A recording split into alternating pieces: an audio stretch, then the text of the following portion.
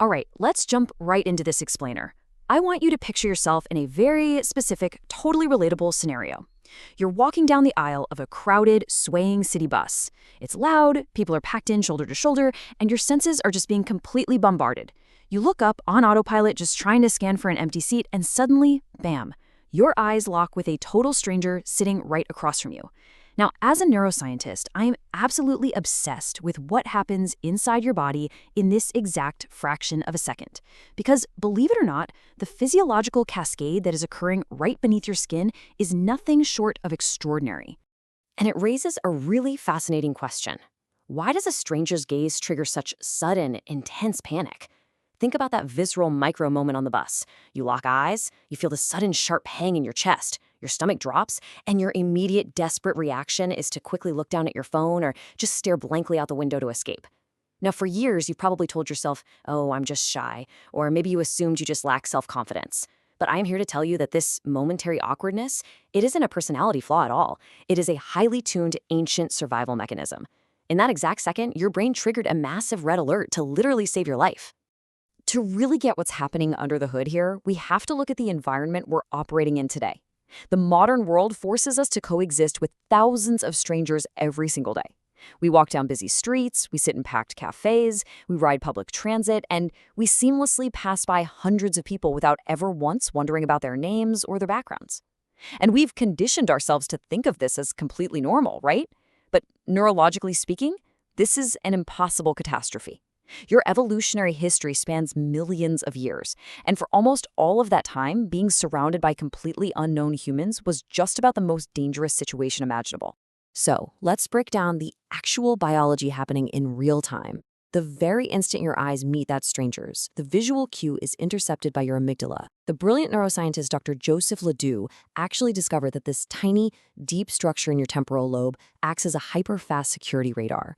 It never sleeps. It is scanning your surroundings 24/7. So when your eyes meet a stranger's, your amygdala catches it way before your conscious mind even registers their facial features. It immediately orders a massive flood of stress hormones. Your cortisol spikes, your heart starts to race. Instantly, your body has triggered the ancient fight-or-flight response. You are biologically prepping for a jungle encounter. And right there, that is the exact conflict literally tearing you apart on that bus. You've got conscious suppression battling a raging animal instinct. Outwardly, of course, you don't want to fight anyone, and you certainly don't intend to run screaming down the aisle. You just sit there quietly gripping the handrail. But internally, your chemistry is fighting a brutal, all-out war for survival. Your conscious mind is desperately trying to hold a really tight leash on this wild evolutionary instinct that's screaming at you to react to a deadly threat. This massive biological friction is exactly what outwardly manifests as that terrible, uncomfortable feeling we call social anxiety. To understand why our brains are hardwired this way, we have to zoom out a bit to the macroevolutionary scale. Let's talk about a concept from anthropologist Dr. Robin Dunbar. He formulated this brilliant, game-changing idea known as Dunbar's number. Basically, it dictates the absolute maximum limit of stable social relationships that a human brain can efficiently manage without just becoming completely overwhelmed. And it all boils down to one highly specific number: 150. Your biological brain actually evolved to handle a tribe of exactly 150 people. That's it. That is the ideal size of the social network your nervous system can handle without experiencing constant background stress. Your brain did not evolve for cities of millions, and it certainly didn't evolve for a globally connected internet. It evolved for a very small, very specific circle of familiarity. Just think about the stark contrast between those two environments. Back in a Stone Age tribe, your group rarely exceeded a few dozen familiar faces. Everyone knew everyone else by name, by voice, maybe even by unique sense. It was incredibly safe and predictable. The appearance of a totally new, unseen face meant only one thing: absolute danger. It meant an invader or maybe a carrier of a deadly new disease. Now, contrast that with the modern city, filled with millions of unknown faces. Because your brain is still desperately clinging to that 150-person safe zone, every single person outside of it that you pass on the street is flagged by your neurology as a potential security anomaly, an anomaly that has to be constantly monitored. So, how exactly do we monitor all these potential threats so quickly? Well, it's all in the eyes. Dr. Michael Tomasello highlights this vital, truly fascinating evolutionary concept called shared intentionality. Humans are entirely unique in the animal kingdom because we evolved a wide, highly visible white part of the eye, called the sclera.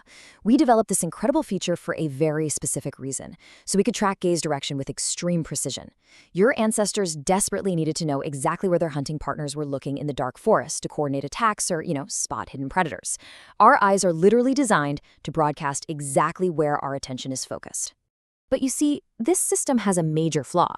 When you're hunting or working together, a gaze has a shared context, right? It's cooperative.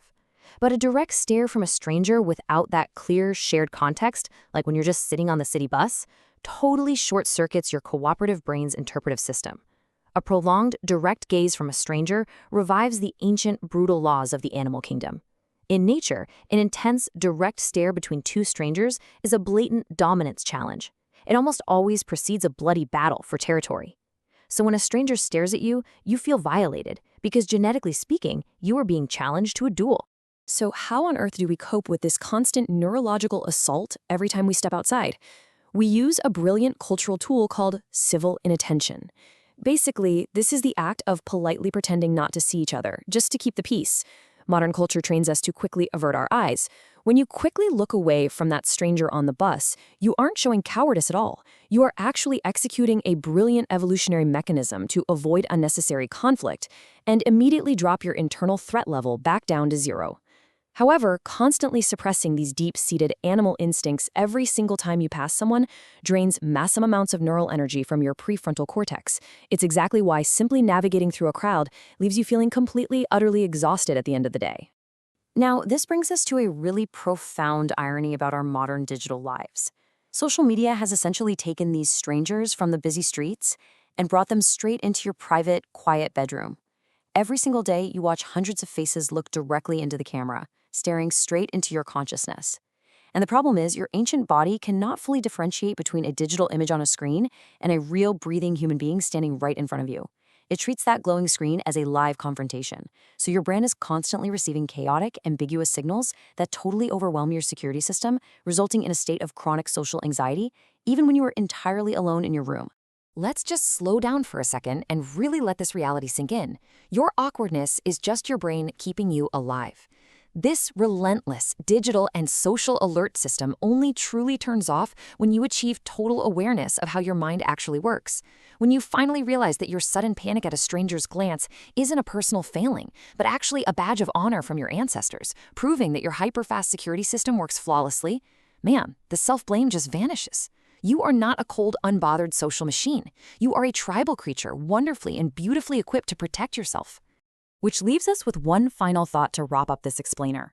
The very next time you're walking down the aisle of that crowded, swaying bus, and you automatically look up and lock eyes with a total stranger, and you feel that familiar, sharp sting of adrenaline in your chest, what are you going to do?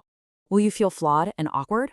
Or will you take a deep breath, remember your hyperactive amygdala, remember your 150-person tribe, and visualize your Stone Age ancestors standing right there behind you? Because now you know the truth. You don't have to panic. You can simply smile inwardly at the brilliant protective power